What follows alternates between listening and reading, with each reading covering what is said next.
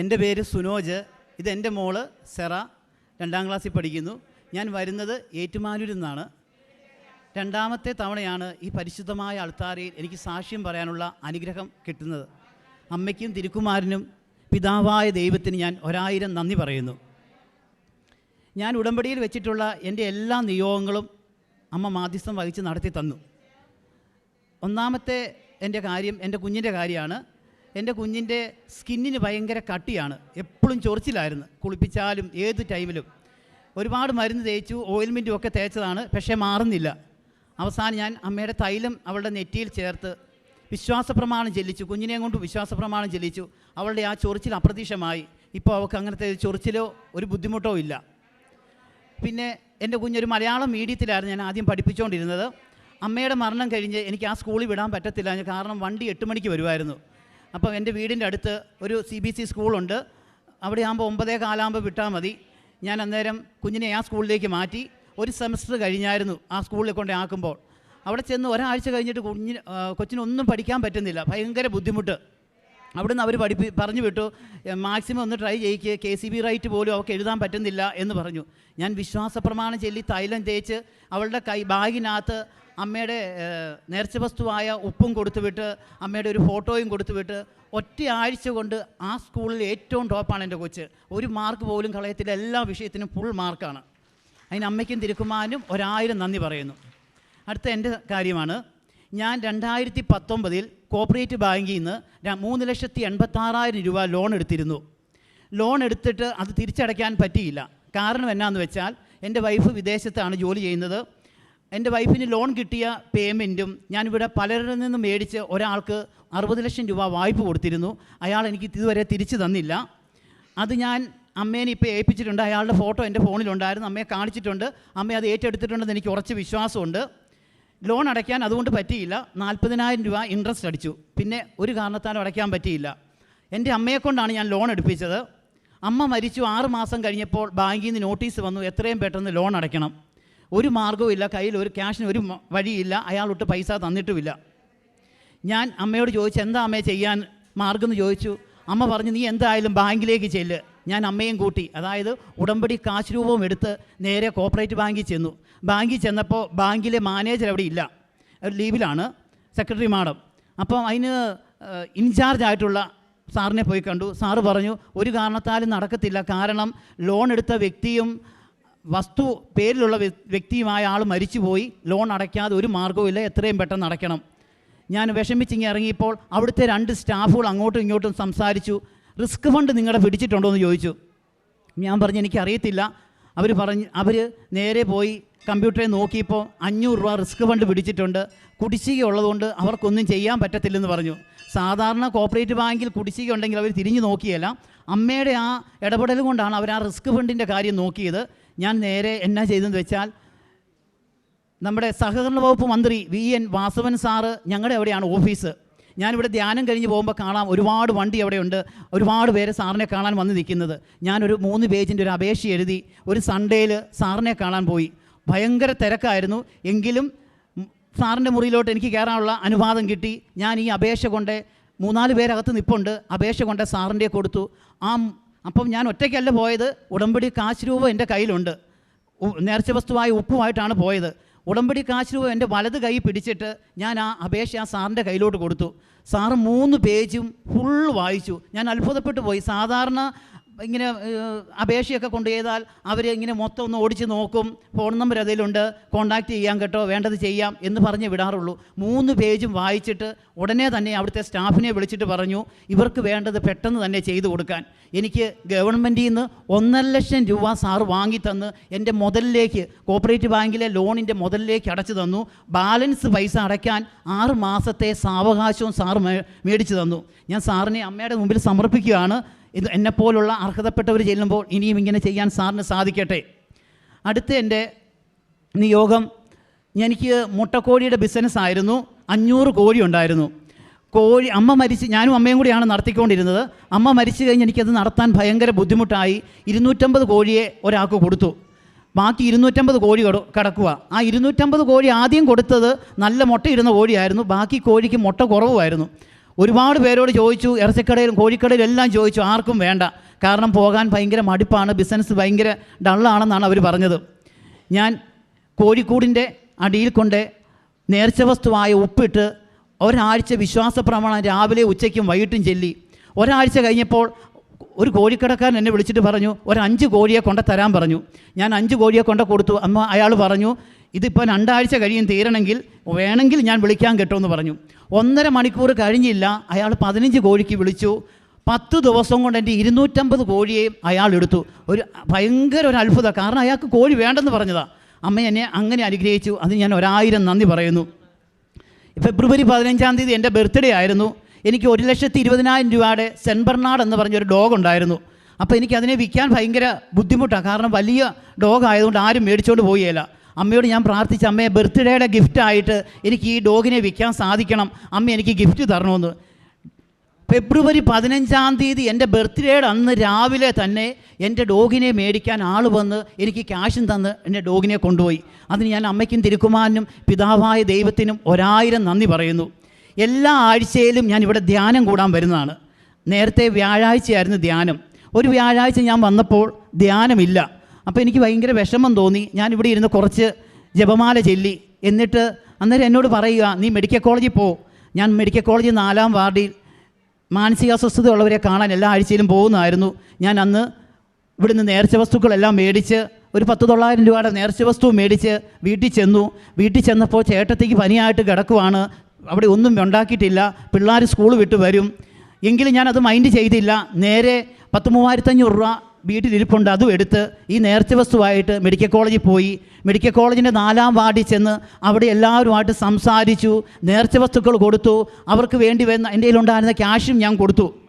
എന്നിട്ട് ഞാനിങ്ങനെ ഇറങ്ങാൻ തുടങ്ങിയപ്പോൾ ഒരപ്പച്ചനും അമ്മച്ചിയും ഒരു ബെഡിൽ ഇരുന്ന് പച്ചവെള്ളം കുടിക്കുക. 5 മണിയായി ആ ടൈമിൽ. ഞാൻ ചോദിച്ചത് തന്നെ വെള്ളം കുടിക്കുന്നേ, ചായ കുടിക്കുന്നില്ലേ എന്ന് ചോദിച്ചപ്പോൾ അടുത്തിരുന്നവർ പറഞ്ഞു അവർക്ക് ആരുമില്ല, പൈസയുടെ ബുദ്ധിമുട്ടുമാണെന്ന്. എൻ്റെ കയ്യിലുണ്ടായിരുന്ന ക്യാഷ് മൊത്തം കൊടുത്തു. 1000 രൂപ എൻ്റെ കയ്യിൽ ബാലൻസ് ഉള്ളൂ. എനിക്ക് ചിക്കൻ മേടിച്ചുകൊണ്ട് വീട്ടിലോട്ട് പോകണം. ഞാൻ ഒന്നും കൊടുക്കാതെ പുറത്തോട്ട് ഇറങ്ങി.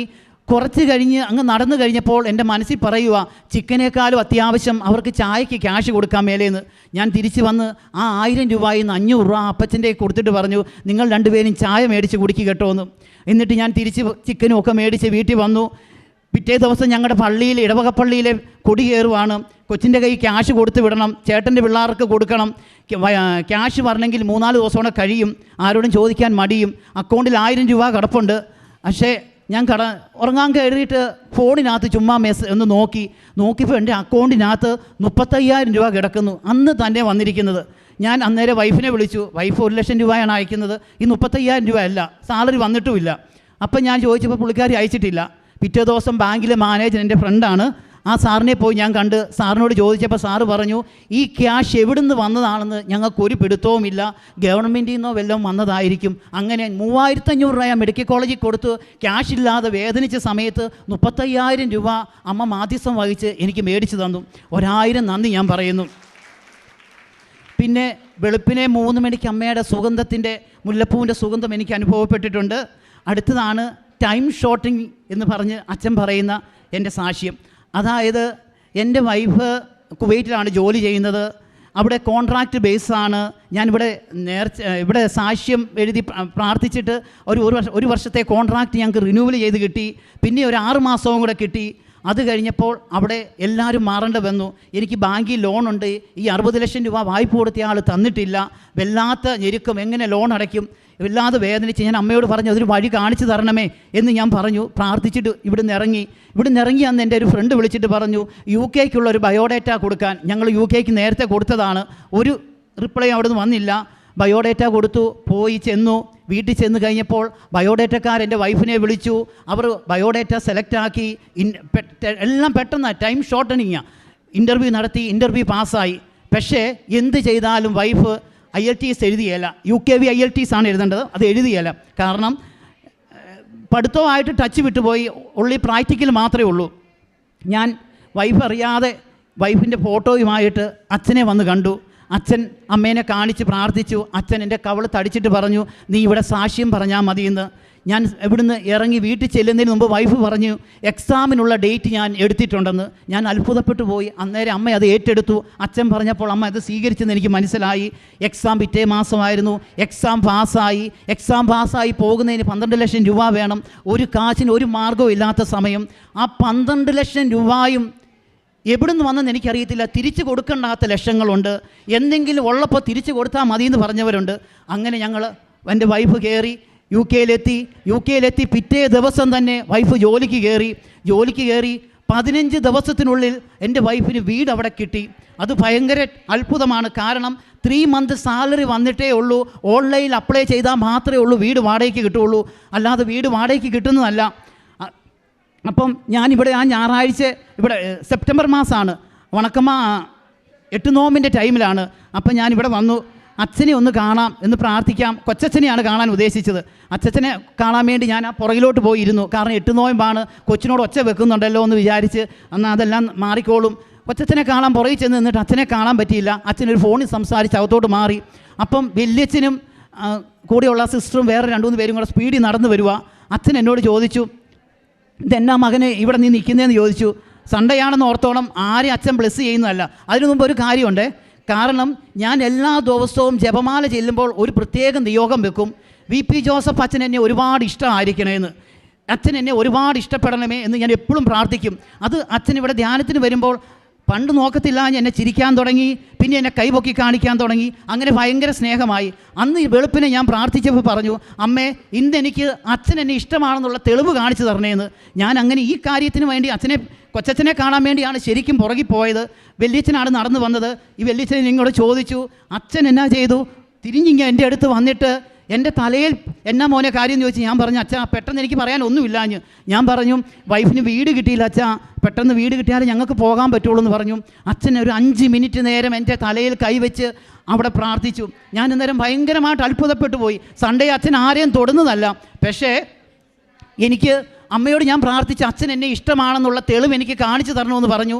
അതേപടി ഇഷ്ടം അച്ഛൻ എന്നെ അവിടെ കാണിച്ചു. അതുപോലെ തന്നെ പിറ്റേ ദിവസം തന്നെ എൻ്റെ വൈഫിന് അവിടെ വീട് ശരിയായതും ഭയങ്കര അത്ഭുതമാണ്. കാരണം അവിടെ 1 വർഷമായ സ്റ്റാഫുണ്ട്.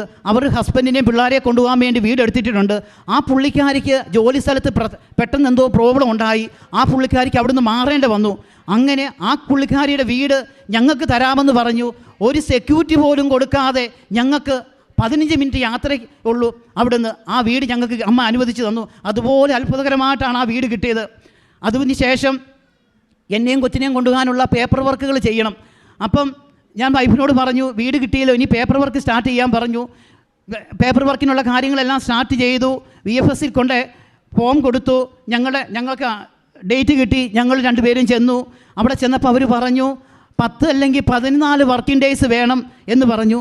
ഞാൻ വീട്ടിൽ വന്ന് അമ്മയോട് പ്രാർത്ഥിച്ചത് 10 ഡേയ്സിനുള്ളിൽ എൻ്റെയും കൊച്ചിൻ്റെയും വിസ വരണമെന്നുള്ളതാണ്. പക്ഷേ 3 ഡേയ്സിനുള്ളിൽ അവിടുന്ന് വിളിച്ച് പറഞ്ഞു, നിങ്ങളുടെ പാസ്പോർട്ട് ഡിസ്പാച്ച് ആയിട്ടുണ്ട്, വന്ന് കളക്ട് ചെയ്യാൻ. ഞാൻ ഒരുപാട് പേടിച്ചു. കാരണം എൻ്റെ പെങ്ങൾ UK അവൾ പറഞ്ഞു 3 ദിവസം കൊണ്ട് വരുന്നത് റിജക്റ്റാണ്, അവൾക്ക് ആദ്യം അങ്ങനെ വന്നതാണ്. പിന്നെ അതുപോലെ എൻ്റെ വൈഫിൻ്റെ ഒരു കൂട്ടുകാരിയുടെ ഹസ്ബൻഡ് അവിടുന്ന് വിളിച്ചിട്ട് പറഞ്ഞു, അവരുടെ ഇങ്ങനെ BFSC കൊടുത്തിട്ട് അവരുടെ ഹസ്ബൻഡിൻ്റെ വന്നു, കൊച്ചിൻ്റെ ഇതുവരെ വന്നില്ല, 2 മാസമായി, ഒന്ന് അവിടെ ചോദിക്കാവോ എന്ന് ചോദിച്ചാണ് എന്നെ വിളിച്ചത്. ഞാൻ അന്നേരം അതും കൂടെ കേട്ടപ്പോൾ വല്ലാതെ വേദനിച്ചു. എന്ത് ചെയ്യണമെന്ന് അറിയത്തില്ല. ഇവിടുത്തെ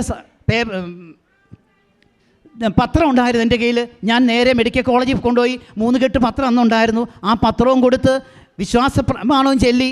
പിന്നെ എനിക്ക് അച്ഛനെ 15 വർഷം പിടിച്ചു നിർത്തിയത് അച്ഛൻ പറയുന്നത് കർത്താവിൻ്റെ മാലാഹ ചൊല്ലി. എനിക്ക് ജപമാല കാണാതെ ചെല്ലാൻ അറിയത്തില്ല. കർത്താവിൻ്റെ മാലാഹ ആ ബസ്സേലിരുന്ന് ചൊല്ലി.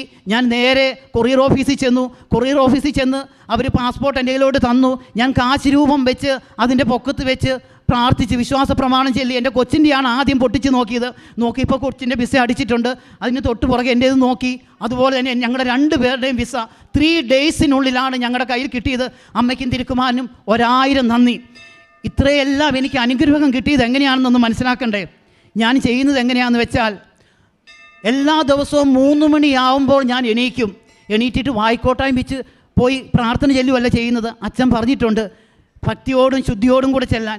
ഞാൻ ആ വെള്ളം എടുത്ത് കുളിച്ച് ശുദ്ധി വരുത്തി 2 കൈയും വിരിച്ച് പിടിച്ച് എൻ്റെ വീടിൻ്റെ 5 മിനിറ്റ് അകലെ എനിക്ക് വേറൊരു വീടുണ്ട് വിൽക്കാനിട്ടേക്കുന്നതും. ആ വീട്ടിലോട്ട് ഞാൻ ആ 3 മണിക്ക് നടന്നു പോകും. വീട്ടുകാർ പറയും ഈ സമയത്ത് നടന്നു പോകല്ലെന്ന്. ഞാൻ നടന്നു പോകും. കാരണം എനിക്ക് ഒച്ചയിൽ ഈ ചെവി കൂടെ കേട്ട് ഈ ചെവി കൂടെ ഇറങ്ങി വരണം. ഞാൻ മുട്ടയെ നീന്തി 2 കൈയും വിരിച്ച് പിടിച്ച് ഈ രഹസ്യം, ഒരു രഹസ്യമല്ല 4 രഹസ്യവും 3:30 ആകുമ്പോൾ സ്റ്റാർട്ട് ചെയ്യുന്നത് 4:45 വരെ കൈ വിരിച്ച് പിടിച്ച് ജപമാല ചെല്ലും. ഈ 4 രഹസ്യവും. അത് കഴിഞ്ഞാൽ ഞാൻ ചെല്ലുന്നത് ഇവിടുത്തെ പ്രത്യക്ഷീകരണ പ്രാർത്ഥനയാണ്. പ്രത്യക്ഷീകരണ പ്രാർത്ഥന 4:45 ആകുമ്പോൾ ചെല്ലും. അത് കഴിഞ്ഞാൽ ബൈബിൾ വായനയാണ് 5 തൊട്ട് 5:30 വരെ. ബൈബിൾ വായിക്കുക എന്ന് പറഞ്ഞാൽ ഒഴുകുവാണ്. ഞാൻ ബൈബിൾ വായിച്ച് ഒഴുകുവാണ്. ആ ബൈബിൾ വചനം കേട്ടാൽ വൈകിട്ട് സന്ധ്യാപ്രാർത്ഥന ചെല്ലുമ്പോൾ എൻ്റെ പിള്ളേർക്കൊക്കെ മടിയാണ്. പക്ഷേ എൻ്റെ ബൈബിൾ വാചന കേട്ട് കഴിഞ്ഞാൽ പിറ്റേ ദിവസം ഞാൻ അത് പിന്നെയും റിപ്പീറ്റ് ചെയ്യുവാണ്. എൻ്റെ ഈ കൊച്ചു പറയും, പപ്പ ഇന്നലെ ഇതല്ലേ വായിച്ചെന്ന്. കാരണം അത്രയ്ക്കും ഞാൻ ഒഴുകിയാണ് ബൈബിൾ വായിക്കുന്നത്. ഇതെനിക്ക് പഠിക്കാൻ സാധിച്ചത് എൻ്റെ വികാരിയച്ഛൻ്റെ, ഞങ്ങളുടെ ഇടവക വികാരിയച്ഛൻ ബൈബിൾ വായിക്കുന്നത് അങ്ങനെയാണ്. അത് കേട്ടാണ് ഞാൻ അങ്ങനെ വായിക്കുന്നത്. അത് കഴിഞ്ഞാൽ ഞാനും എൻ്റെ കൊച്ചും കൂടെ 6 മണിക്കത്തെ കുർബാനയ്ക്ക് നേരെ ഞങ്ങളുടെ ഇടവക പള്ളിയിൽ പോകും. അച്ഛൻ്റെ കുർബാനയും കൂടി അത് കഴിഞ്ഞ് സെമിത്തേരി കയറി അവർ എവിടെയുള്ള എല്ലാവർക്കും വേണ്ടി